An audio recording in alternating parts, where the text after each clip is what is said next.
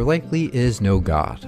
Here's why. The fine-tuning argument that backfires on the theist, right? The whole point of the fine-tuning argument is that the universe must have been tuned in a way that could allow for life to exist. It was constrained by physical constants. No, actually. The fine-tuning argument isn't that the universe had to be constrained, it's that it is constrained. In other words, it's not that it must have been tuned, it's about recognizing that it is finely tuned. Sure, it could have been different, but if it had been ever so slightly different, we wouldn't be here. No life would be here. Imagine if you had a wall covered in flies, and one fly has a red dot painted on it. If we randomly fire a bullet at the wall, sure, it could hit any fly. But the point of the fine-tuning argument isn't what are the chances of it hitting any fly, but what are the chances it would randomly hit the one particular fly with the red dot.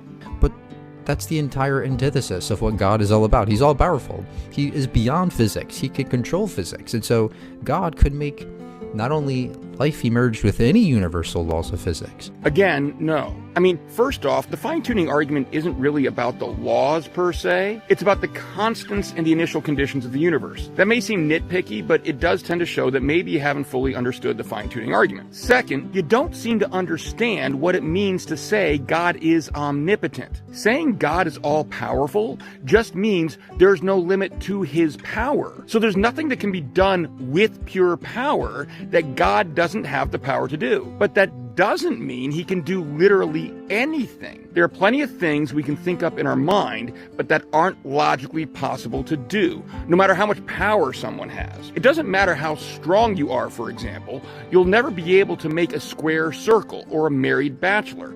Those things are logically impossible. And so is what you're proposing. To see why, understand that the definition of life for the fine-tuning argument is intentionally broad. In other words, theists can't be accused of limiting the definition to only life as we know it. No, the argument defines life as any chemistry-based or complex physical system. Remember that. It'll be important in a moment. That's what you don't seem to understand. If the strong force were slightly weaker, protons and neutrons wouldn't bind efficiently. Stable nuclei heavier than hydrogen might not exist. There would be little or no carbon, oxygen, or nitrogen. In contrast, if the strong force were slightly stronger, nearly all hydrogen could have fused into heavier elements shortly after the Big Bang. Water chemistry would be impossible because there would be no or little hydrogen. Or for another example, if electromagnetism were substantially stronger, electrons would bind too tightly, and chemical reactions would become extremely difficult. If it was substantially weaker,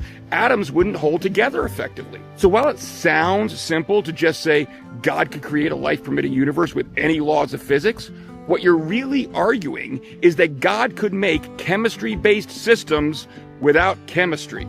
You might as well be saying God can make a married bachelor. But more importantly, God could create a world where there's non-physical beings who have spirits and souls. You mean like angels?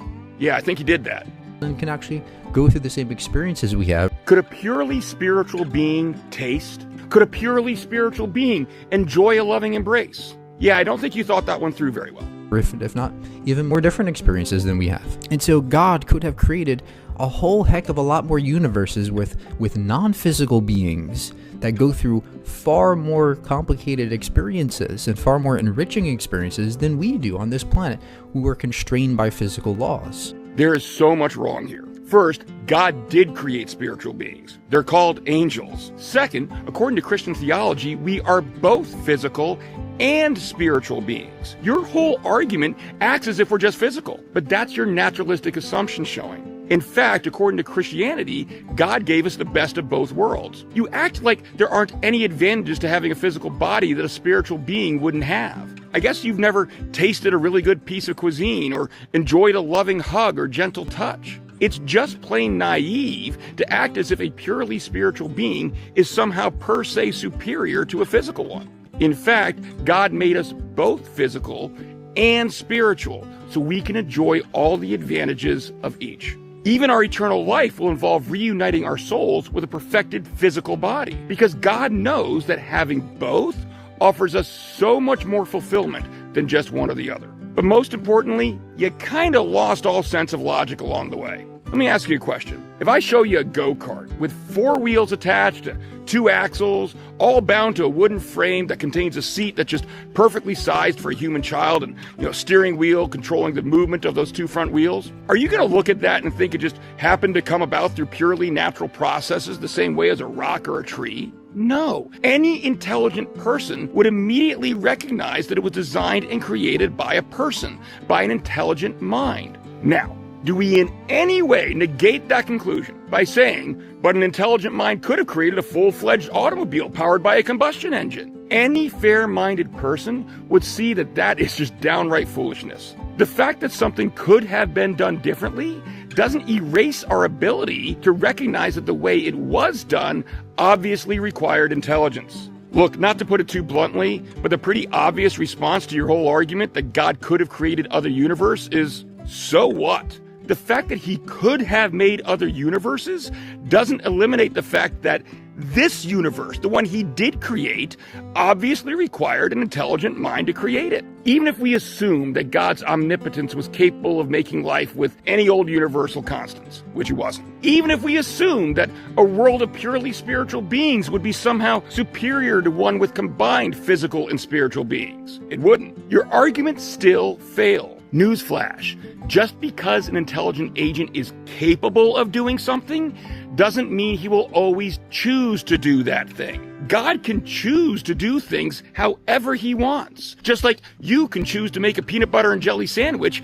even if you're capable of making a creme brulee. That's called free will. The only way to logically respond to the intelligent design argument is to show that this life-permitting universe could have come about without having an intelligent agent behind it. But your argument doesn't even try to do that. Finally, notice that even if everything you said is true, which it isn't, you still haven't shown that atheism is true. Even if we assume that our life-permitting universe is improbable on theism, that doesn't mean it's any more probable on atheism. You've sidestepped any responsibility to explain the fine-tuning yourself if there's no intelligent mind behind it. In other words, even if our universe is improbable on theism, if it's even more improbable on atheism, that still leaves theism as the more plausible alternative. Now look, obviously I don't agree that our universe is improbable on theism, but even if it were, your argument still doesn't make your case without you making an affirmative case,